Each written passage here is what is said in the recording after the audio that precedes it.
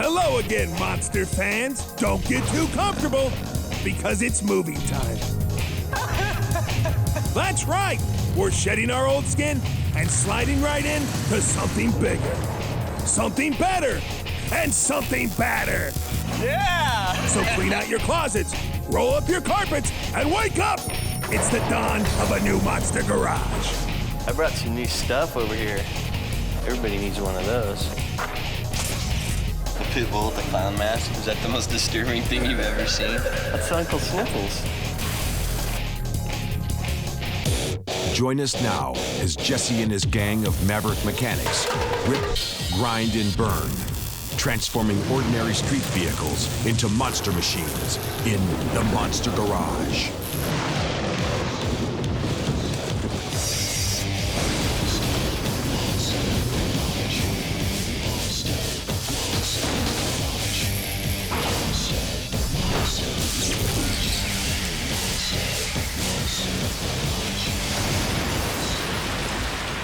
This week's challenge, take a 2003 Mercedes M-Class SUV and turn it into the baddest handicap-friendly vehicle on 4 wheels. New garage, new rules. When built, the monster machine must still appear to be stock. The team will now have $5,000 to spend on parts and be limited to just one freebie. They have 7 days and nights. On the first day, they design. For the next 5, they build. And on the 7th, the Monster Challenge. if successful, each team member takes home a $3,400 set of Mac tools. And the clock starts now.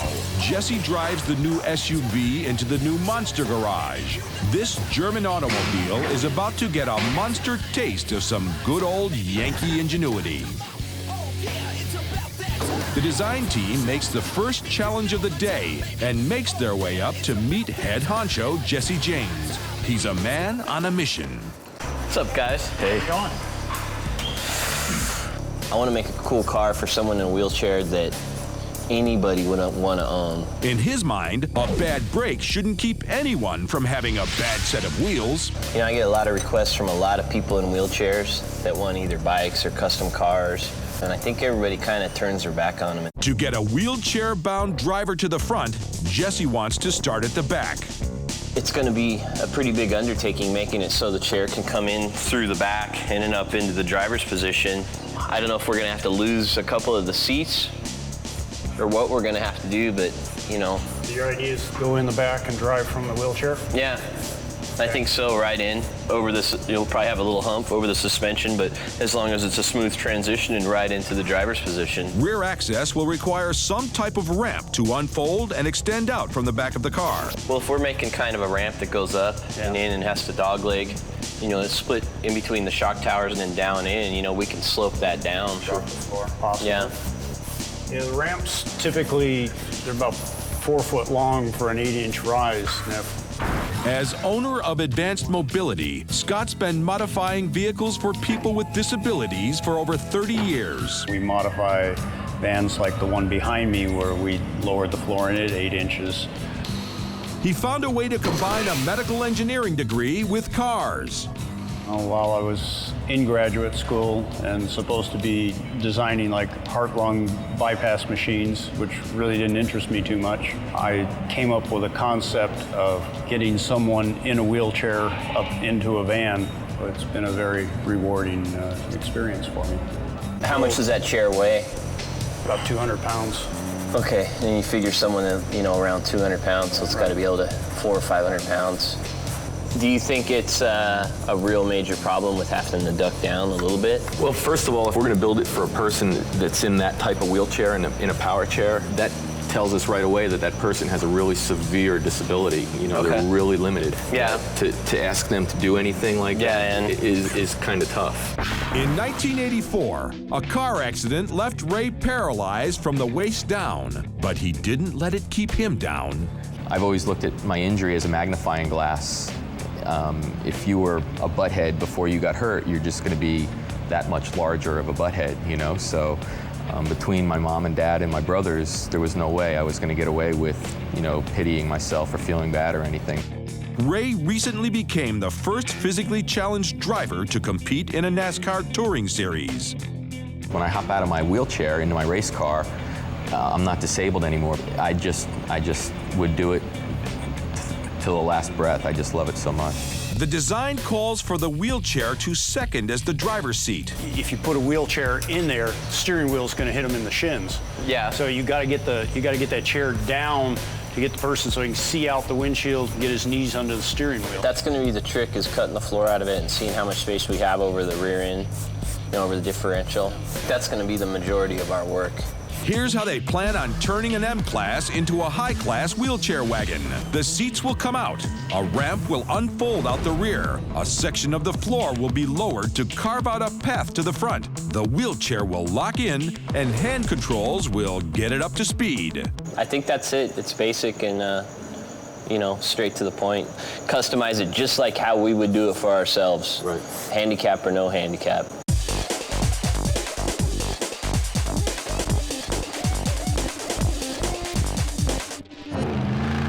Day 2. The build team walks and wheels into the monster garage. There's no diss in these guys, just ability. Ed Sandoz, a student from Upton, Massachusetts. Warren Chalker, welder fabricator from Fresno, California. Scott Deacon, biomedical engineer from Van Nuys, California. Stuart Klein, a Mercedes-Benz technical trainer from Pomona, California. And Ray Paproda, race car driver, Birmingham, Alabama. The team gathers round to hear Jesse's vision for his handicapped dream machine. It's pretty easy. We're just going to make the world's coolest wheelchair accessible car. Lowered, custom wheels, exhaust, stuff like that. The major, lion's share of the work is going to be gutting the inside of it and making it so we can roll right in the back of it. I think basically we need to just get it apart and gut the inside of it and see how much space we have to work with. Since I want to keep it as nice as possible, kind of take our time and make sure we're not screwing anything up. How's this team going to treat a brand new Mercedes? We will cut it up and make it look better again. Time for a Teutonic tear-out. Be gentle now. I'll go put this somewhere where it won't get hurt. Cool. All right. Let me be free! How does the one team member from Mercedes feel about this kind of monster manhandling? We always discuss the high-tech aspects of the car and how to fix them. Don't really cover this. Stuart Klein is a technical trainer for Mercedes-Benz USA. Well, Mercedes has a lot of technology, and I get to learn about it firsthand, so it's really bitchin', and I get paid to do it. For Stuart, high-tech is cool, but so is that low-brow rumble. Raw horsepower, carbureted V8, making a lot of power, stinking up the air. There's something about it that gets in your veins, The team goes under to peel off anything they don't need. First, they blow away the exhaust. Then they tear out the gargantuan gas tank. All right, let's see if we can swing this down some. Somebody get under the front of it. They've hit a roadblock on their wheelchair express lane. Normally a quick and easy part of any tear-out, the ML's bomb-proof gas tank cuts out a big chunk of the team's precious time. That's ridiculous. I'm actually impressed with how much room's in here. I'm surprised. I didn't think we were going to gain this much, but it's looking good. Jesse's back and likes what he sees. Look at all that room. I told you. In Jesse's wheelchair campaign, the battle over headroom will be critical. 3.5 inches. Sit up straight. You're like 50. Yep. 50. 50 inches. Yeah. 50. You guys can't have any, we need 40 inches. no custom hair, just, flat tops only. Up front, more measurements to see how wheelchair and driver will fit behind the wheel of the car. When it comes to putting wheelchairs in the driver's seat, Jesse's the one who's handicapped. Ed Sandoz helps him out. Where would you drive from? I drive like this. Right. Depends on how far away you want to be, I guess. For me, I drive a lot closer. Ed Sandoz is a passionate two-wheeler. Racing bikes is like a drug. You just pour everything you have into it. You're full on the gas. You're right up against another rider in the corners. It's just an adrenaline rush. A race in 1997 changed his life forever. My memory doesn't really start until I was in the hospital. It sounds like from what people tell me that when I hit the ground, I broke my neck at that point. Being paralyzed from the chest down hasn't slowed Ed down. Ray and Scott have mocked up a ramp to see what pitch will give them the right grade. This is the height of the rear bumper, where the hinge point of where the ramp will come out the back. Now, there's nobody on the planet that can push that grade right now to get up in there. Yeah, see, you can make it up the first 3 feet. It's the next 4 that's going to kill you. To get a lower grade for their ramp, they'll need to lower the rear frame rail. Frame's going to come down across Duck here, like that. back up. We'll hinge it here. And then it'll all go up in one piece. Warren turns talk into action. He builds and welds into place the new support frame for the lowered rail.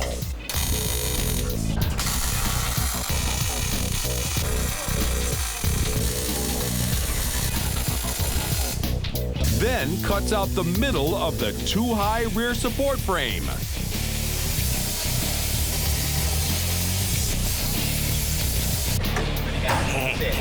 Big tools, big tools.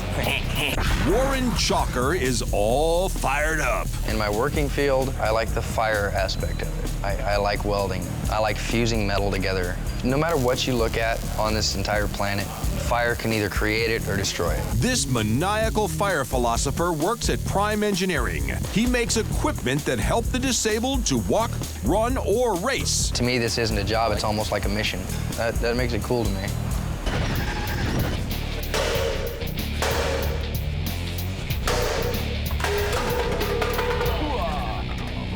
Bye-bye. The lowered frame rail gets them up and in, but the battle has just begun. Why can't we drop that diff down a little bit? Driveline angle would be all right, wouldn't it? Yeah, I don't see why not. I mean, as long as it's straight. It's got all sorts of travel. There's bushings on the front here. Slicer right here. Yeah. Put 1/4-inch plates and let it slide, just box it right back in. I mean, we're only gonna get an inch, but that would be good. Their plan to cut out a path for a drop-floor wheelchair passageway is loaded with danger.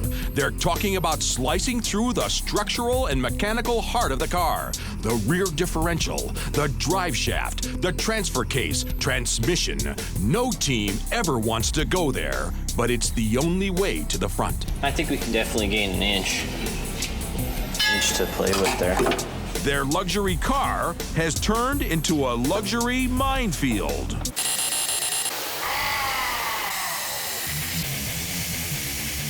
Dropping the entire underbelly of the SUV to gain 1 inch of vertical clearance inside is a grip load of work.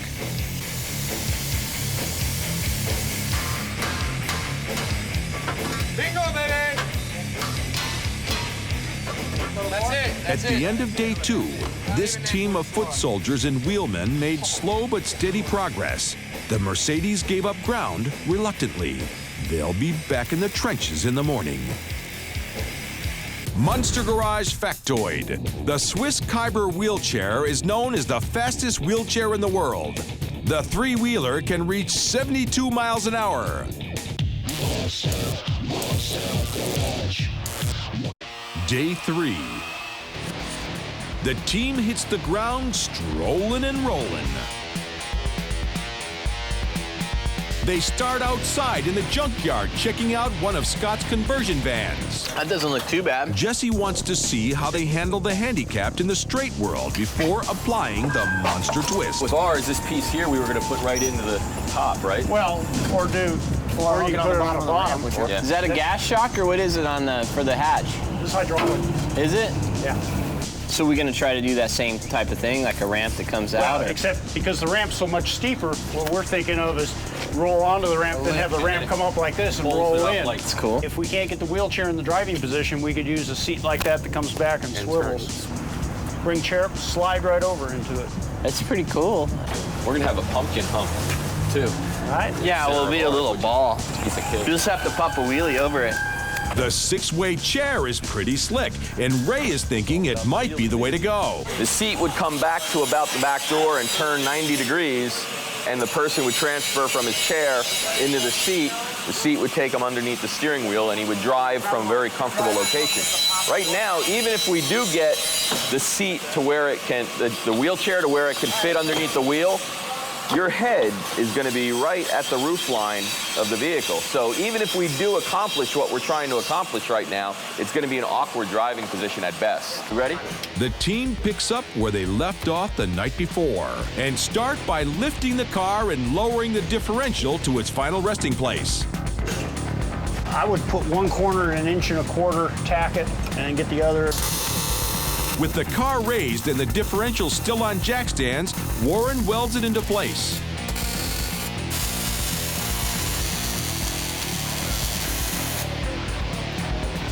Jesse lays into the four-wheeler's floor with his plasma torch and finishes cutting out and cleaning up the wheelchair path. The trademark floor hump of the differential will be the first obstacle a wheelchair faces once it's up and in the car. With the headroom always the issue, they were hoping to drop it at least 1 inch. How far did you get that thing to drop? 1 inch? 1.25 inches. That's cool. Yesterday's hard work paid off.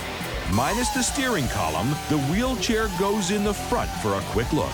What they need to know is how much room above the wheelchair driver's head before the roof becomes a hard hat. From my butt to the top of my head. So we needed 50-inch overall clearance. That's about... We'll go back to the back of the cushion. 30 inches. Measure him. There. Is that about the top of my head there? Yep. Yeah. What's that? About 35 inches. We just have to go with my original plan and 86 that frame rail. For that extra 6 inches, Jesse wants to cut into the driver's side frame rail. Everything bolted and welded into that car is held in place and balanced by these thick steel beams. A weakened frame rail could derail their handicapped vehicle. If your frame rails aren't strong enough to hold up the whole car, then you might as well just scrap the whole thing and go away. It's like your spine. If you don't have it, you won't stand up. Jesse's gone under to see how they might add some support to the frame rail once they cut out the 6 inches. He's thinking a heavy steel 2x4 will do the trick. Is there a reason you want to use something this wide? We've got some heavier wall, like 2x2. Square, 2x2. This is square. I think we need it. This is pretty strong either way. Okay. Plus, the other side of it we can use to tie the body mounts into.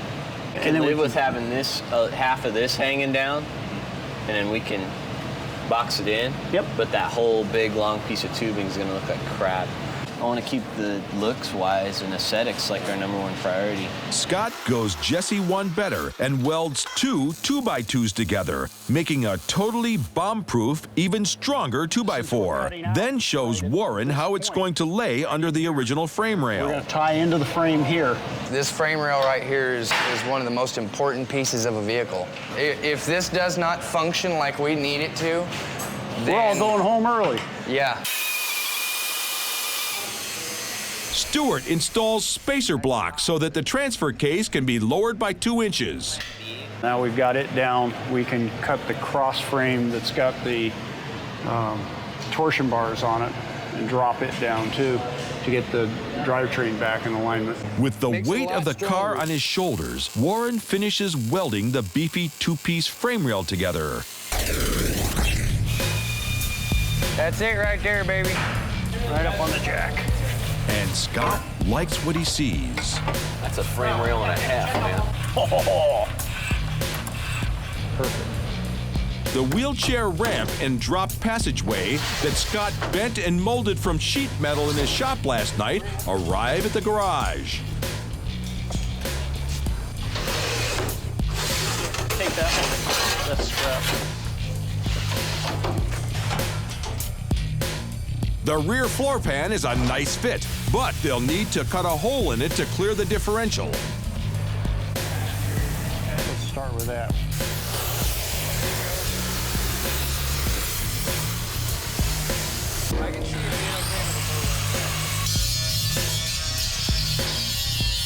As the ongoing battle for space continues, Warren begins the delicate process of dropping the driver's side torsion bar and crossmember. Soon after, Warren unintentionally gives a demonstration of what can happen if this is not done properly. While cutting off a piece of the torsion bar crossmember bracing, the over-torqued torsion bar tried to send the crossmember through the roof. This is under an extreme amount of tension. I didn't even get all the way through, dude. It just sunk and pushed that down. Look at the bow in here. It just wants to go whomp, fly.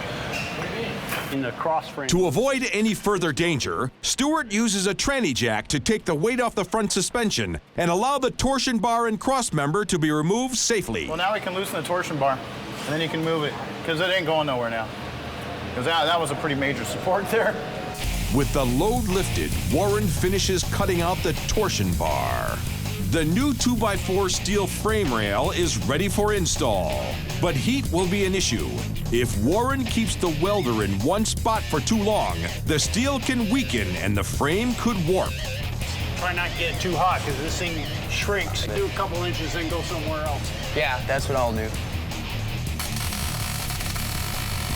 To keep the Mercedes from twisting itself into a pretzel, the new frame rail must go in before the old one can be removed. We don't want to just cut the frame out and then have the whole thing sag in the middle. Then we're kind of screwed trying to get it back up to the right height. So what we want to do is brace it real well ahead of time. Then when we cut the frame out, which will give us the clearance for the wheelchair, you know, everything will stay. The doors will open and close, things like that. The new frame rail install is complete, and now the Handy Cruiser has the support it needs. But Scott wants to keep some of the old frame for added strength. We might as well use as much of this as we can. Get rid of it. We don't, just gonna make it weaker. So we'll cut it down to here, and then from here, we'll come forward up to this point, take this section out, because that's where wheelchair is gonna sit. So you're gonna leave that torsion bar where it is still? This one, that one's coming down. The Mercedes is braced up and ready to take back its torsion bar. But if the install isn't perfect, their monster could tear itself apart when it hits the road. You can't bend it or heat it or anything like that because the twisting of the torsion bar itself is what holds the front of the vehicle up. So if we heat it up or something, we'll just mess that up. Could break or, just bend as you're going down the road or something like that. Right there. Oh, yeah. On the ball, man. We are cooking. If you want to turn the welder on, hand me the thing. I'm going to tack it in place. Pinion angle? It's a freaking work of art. Damn! It worked! The torsion bar is back in place and ready to carry its share of the load. Their monster is one step closer to rolling out with a good foundation and a bad attitude. Having a cool car that's the stuff, and having a Mercedes SUV would be cool. And this was my idea, and it's time to step up and accept these people and not treat them like they're crippled or handicapped. There's a will, there's a way, and you could look right at those two guys right there. They've been busting their ass, and they're dirty just like everybody else. Before the builders wrap up day 3, Ray lays down some picture-perfect welds on the ramp hinge. That's good. Ooh, good penetration too. Got it nice and hot. There you go. All right, nice little red dots. That'll work. It's been a power day for the team. They have remedied their frame and torsion troubles, so it's time to call it a night. Monster Garage Factoid. In 1988, the U.S. Olympic team brought home a respectable 94 medals. That same year, they were outshined by the U.S. Paralympic team, who won an astounding 268 medals.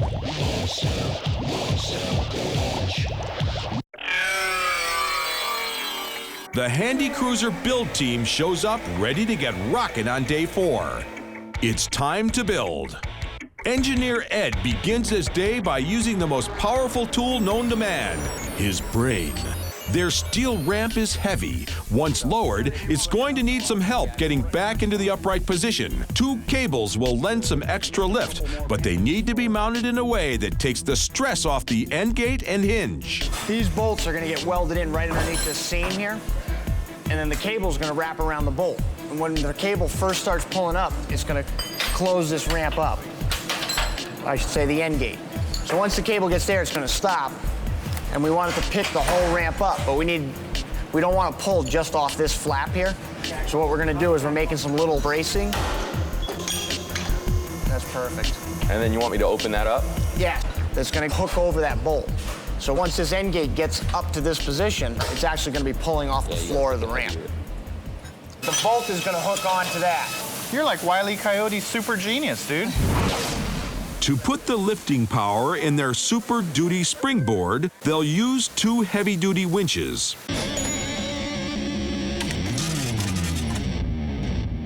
Before they can install their winches, Scott welds on Ed's custom load transferring brackets. Okay, watch your eyes. I will.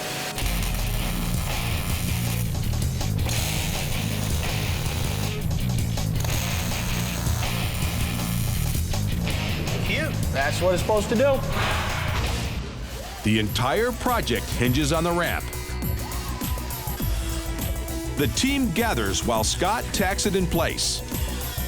Oh, yeah. Dang, you think it was made for it. Look at the fit. Oh, that's sweet. That's a big step, guys. Yeah. That's cool. Half week before lunch on Wednesday. That's The successful dry fit of the ramp is a pivotal victory for the builders. I'm in a better mood now that I see something functioning. Oh, it's before lunch on Wednesday, and we're this far, which is pretty cool, I think. So today's productive day instead of destructive day? Yeah. They've all been kind of a combination so far. It's starting to look like a van now. When wheelchair will basically roll on, roll up to here, the rear wheel's here, this will hold the chair on, come up to here, rolls in. Once he's in, it comes into this point, and then the door closes. So it's gonna look real close to stock, but it'll be a big surprise when it opens. The heavy ramp closes past the vertical point and will need some extra push to help lower it. The builders have come up with a simple solution: 2 homemade actuators made from springs and steel tubing. This is going to be the spring-loaded mechanisms that are going to push the door out from the stowed position just past where gravity will let it come out the rest of the way. Hey, Scott, take a look at this piston. I like it. All right. I like it. Good job, guys. The 2 1,700-pound winches will generate a lot of torque when lifting the steel access ramp. They'll need to be mounted securely to avoid disaster. Instead of lifting up initially, it's actually going to be trying to pull straight into the inside of the car. It's initially, like the first 2 feet, this thing's going to be just trying to pull it straight in. It's going to take a lot of pressure. The solution: attach a steel spine in the rear of the SUV to help carry the load. This is what's going to support these blocks for the winch to pull the ramp up. So it's going to have a lot of load on it.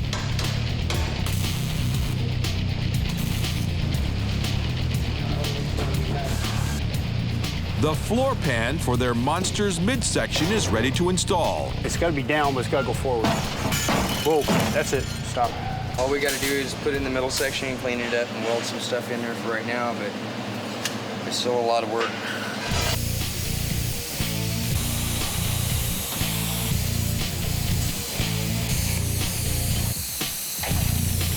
Okay. On the driver's side, Scott installs the last piece of the pan.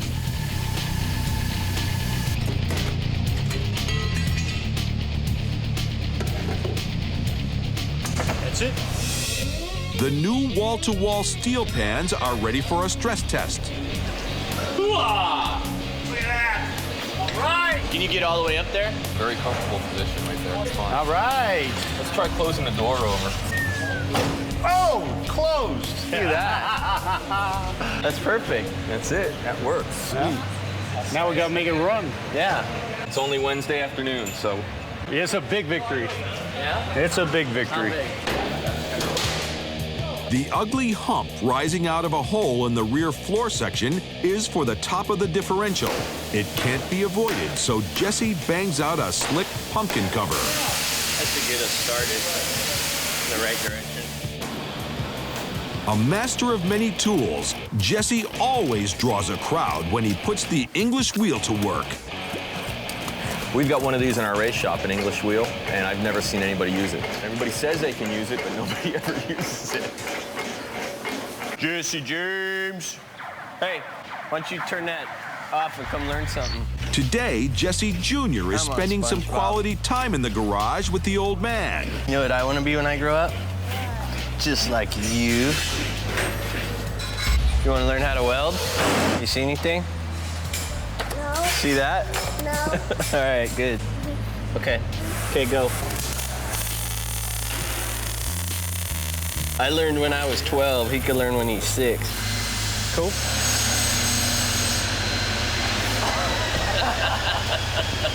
This is like playing with fire, but getting paid.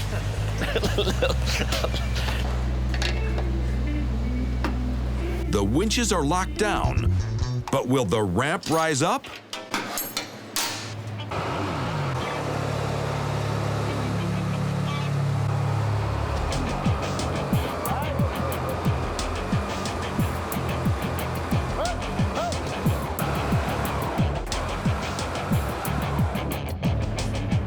Success! The ramp works fine lifting itself. Ray ups the ante to see if it can lift himself too. Do it every day, bud. Yeah, baby. Front row! Day 4 comes to a successful close, and the builders get a chance to taste the sweet fruits of their labor. They'll be back in the morning to face Day 5. It's gonna be tough to handicap this one. We got a race to the finish. Stay tuned.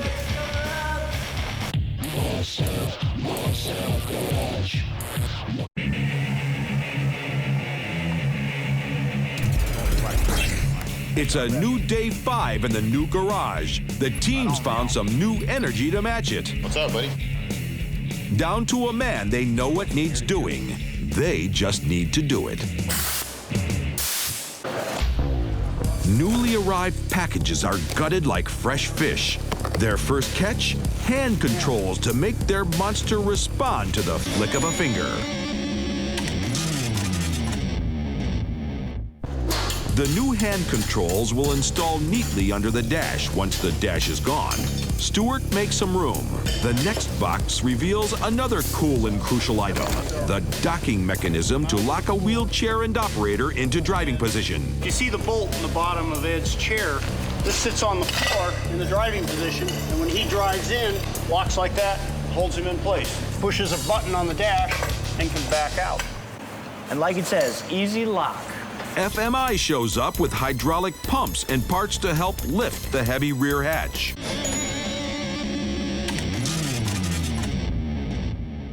The guys from FMI are the Houdinis of hatchbacks. They stick around the garage for a while to work some of their magic. Well, first thing we're going to do is we're going to help him guide the mounting of the cylinder, the specific points inside the vehicle and on the rear door to make sure that it opens and closes properly. If a habit works, don't break it. Jesse fabricates his 30th custom exhaust for his 30th monster. Scott comes by to check out his handiwork. Cute. Did he say cute? Monster Garage mantra: a man with a threatening tattoo on the palm of his hand never makes anything cute. They'll mount 2 spring actuators, one on each side of the ramp. The homemade actuators that will help lower the rear hatch need catch plates to push against, so Ray marks a location, and Warren welds them in place. We're done. Sure. That's it. That's where they're going. They're ready to test the homemade actuators. That just proves it works. That spring works perfect. I think the function is excellent. That part we've proven. Now, you know, it's the fit. It's like anything, you know, a little more polishing. Jesse tacks on his totally not cute 2-in-1 custom exhaust. Stewart is trying to figure out how to install the hand controls. Hey, You've driven this before. Yep. What's the lever that you use to activate everything? This is your brake rod, and then the bend is so it goes underneath the little, whatever, under dash panels. Like this? Yep. Oh, I get it. And the brake will attach to that. Yep. This is the lever that they use, push down for the throttle, and I guess you push forward for the brake, I think. It's kind of a jigsaw puzzle with no instructions, and it'll work. It will work. Thanks, Ed. You're the man. A couple more quick welds, and the hatch is battened down. And we got it. No, that's it. Day 5 is just about done. But before the team can call it quits, some shiny new 22s roll in. We got wheels! Big wheels. They're definitely going to add to the ultimate handicap mobility vehicle. 0. Nada. Those are badass, man. The treads are from Toyo, and the rims are from your friendly neighborhood outlaw, Jesse James. My big pimpin' wheels. 22s. Got your signature. So Ed can pimp it to Vegas. You can't catch no fish without a shiny lure. You gotta have something sparkling. Yeah. The team is beat, but Warren can't wait to see what those slamming wheels look like on a straight-laced SUV from overseas. Oh, yeah. Electronics, hydraulics, pneumatics, and some homemade actuators all have to work together to make the rear end remote controllable. Ray installs one final switch, and the electronics are wired. It's time to try it out. The heavy ramp rises and clicks to a stop, just as planned. Oh, yeah! The hatch comes down and closes flush. It also goes back up. Scott does the happy dance. It's a Day 5 success story. Nice job. It worked! Before the builders can bail out, there's one final test. This one requires a volunteer. Go, Ed, go! Go, Ed, go! Yeah, buddy. There you go. There you go. You're over. Excellent. Look at it. Full throttle. And I got steering here. Just seeing him scooch right into that seat and like, I could tell he hadn't felt that in a long time. I think that's what this build's all about. And someone get the garage door. I'll see you later.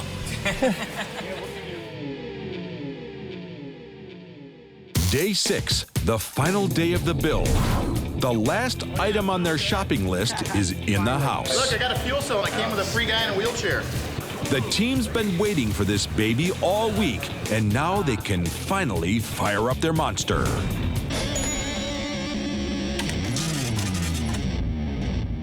They all agreed installing the fuel cell and firing up the Mercedes is the #1 priority for the day. But with just 14 hours left to build, Scott still isn't done planning and measuring. I want to put a fold in the pan right here just to bring this part down. So have maybe 30 degrees in the thing. That'll make this easier to get on, and it won't make much difference when it's up here. His proposal to put that angle in the ramp is a good proposal, but if it doesn't need to get done, there's no sense in doing it. So my thing is, let's do the simplest thing we can do now. It's back to plan A for Ray. He goes to work mounting the fuel cell into the back of the car. Warren fabricates some triangular braces that will lock the fuel cell into place.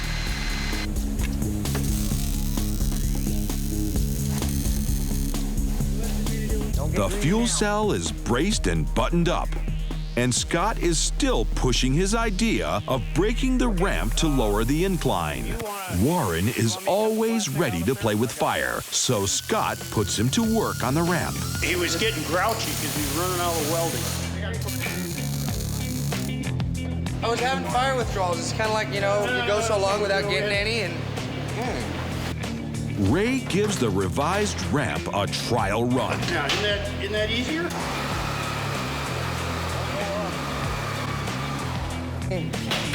Trying to buckle the rest of the metal. That's a whole lot easier to get on. Yeah, it was.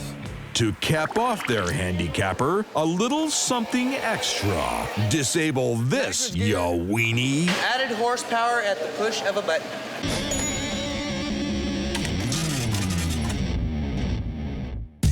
Company man Stewart gets to give it the gas. Definitely not standard equipment. It's a full throttle switch. It'll actually activate the system when you floor it. It'll take care of business for us. We have nitrous. The nitrous system is good to go. They fill the fuel cell, and Ed is growing impatient. Listen to the cripple and test this thing. All right, guys, moment of truth.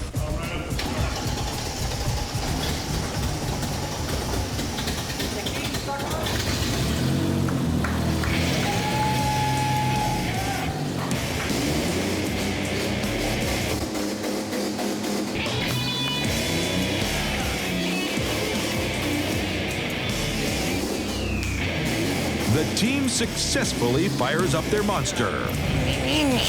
Well, we have fire. Can we? So far, so good. It runs. They take care of a few last-minute details. It's almost showtime.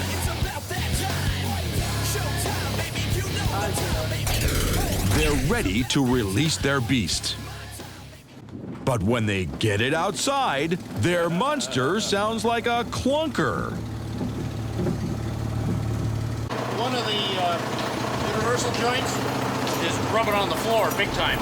Boom, boom, boom, boom, boom. So Their only option is to push the Handy Cruiser back into the garage for emergency surgery. You gotta love it, man. You gotta love it. Scott finds the source of their trouble. The U-joint is banging against the floor pan. These edges are rubbing right up here. Reverse. So we're gonna cut some of that out. Trimming some of the fat off the monster's underbelly is a pretty easy fix. But Ray's a little disappointed in himself and his teammates for not being more cautious. The final thing before you drive the vehicle is you got a list of different things you got to make sure you check. And we probably should have put it in the air and looked at this before we even rolled it off the ramp the first time. They're done trimming, but while the car is still on the lift, they run it through the gears. Okay, go back into neutral. Now park. Yeah. It's the camera. The builders are satisfied that their new creation will hold together. Works for me. All right. Once again, they wheel it into the street. Let me back it out. Door. The ramp drops like a steel drawbridge and the builders pile in.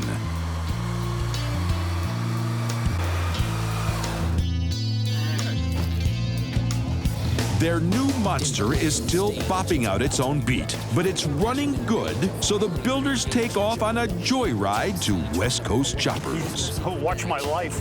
Yeah, that's like. How's it? I'm telling you, dude, it rocks. Does it feel cool? Yeah. Ray gives up his seat so that Ed can have a turn at the wheel. Hey, we did all this work, might as well try it.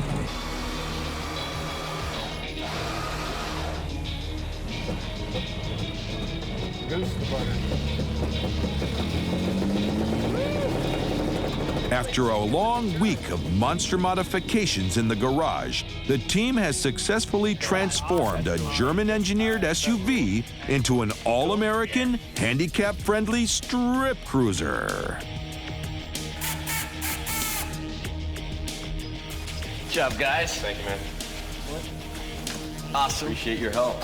Thanks, Jesse. No problem, guys. It was a blast. Kicked ass. It was a blast. Back tools. Makes it work. Monster Garage CDs. Hoorah. Monster Garage CDs.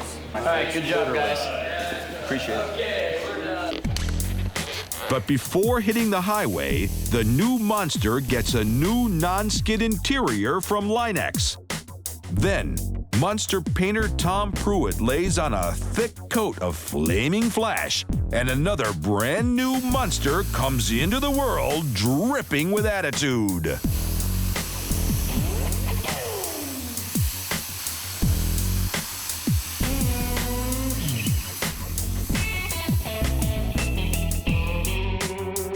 Monster Garage factoid. The first wheelchair was patented in 1869. The first patent for an automobile wasn't handed out until 17 years later. That patent went to Carl Benz for his motor wagon.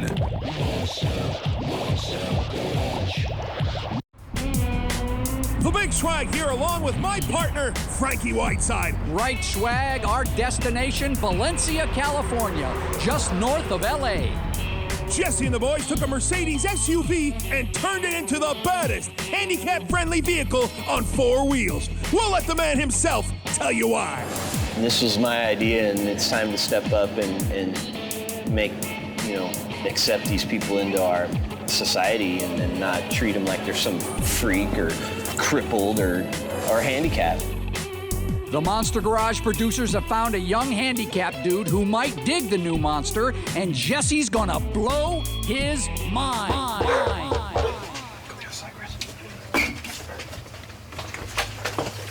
What's up, man? Yeah, I'm over, man. How you doing? You Sean? Almost, man. Got a car for you to check out here.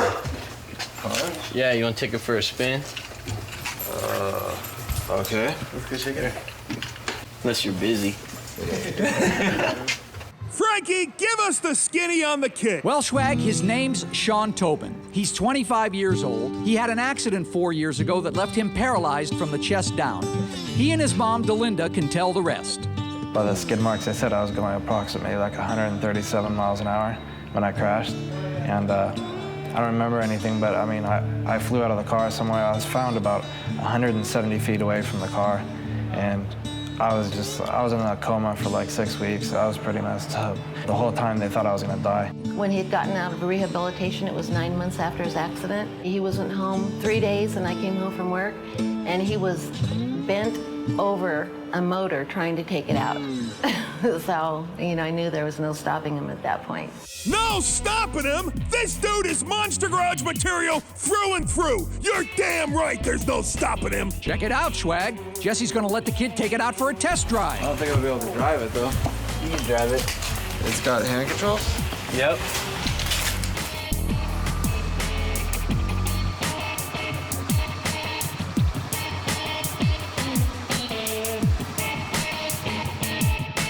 This thing's crazy, man. It's kind of cool, huh? This thing's way crazy. We'll try it out. Yeah, for sure.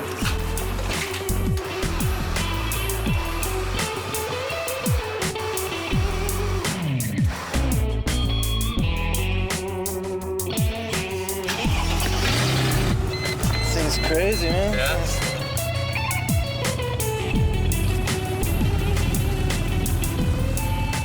Looks like Sean and the monster are gonna get along just fine, Frankie. He's styling in the monster wheelie wagon. Cool. He's tripping out a little bit, I think. Yeah.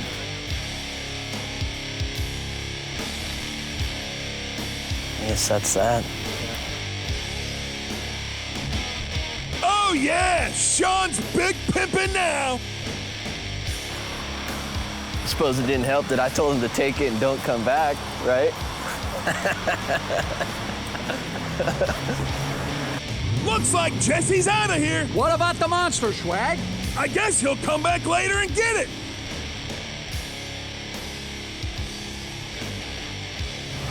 If you want it, it's yours. You're kidding, right? No. No way. You are. No. No way. Thanks, man. See you, man. Dude, have fun. Tight, dude. Cool, man. Thanks, man. You guys have fun in that thing. Oh, dude. See you guys. All around this thing everywhere. Jesse James just gave Sean the monster. Who was that man in the black truck? Yeah, dude. Frank the kid's speechless, and so am I. It's a beautiful thing, Swag. Oh, I saw the electrician and do you do this or what? There's still people out there that care, don't ever give up. And I think, Jesse, with all my heart, thank you from the bottom of our hearts. I thank you so, so much. Sean's got no time for anything plain, cars with no flames, and anyone who wants to diss his ability. There's always metal to burn, sparks to fly. The next Monster Garage Challenge is just around the bend.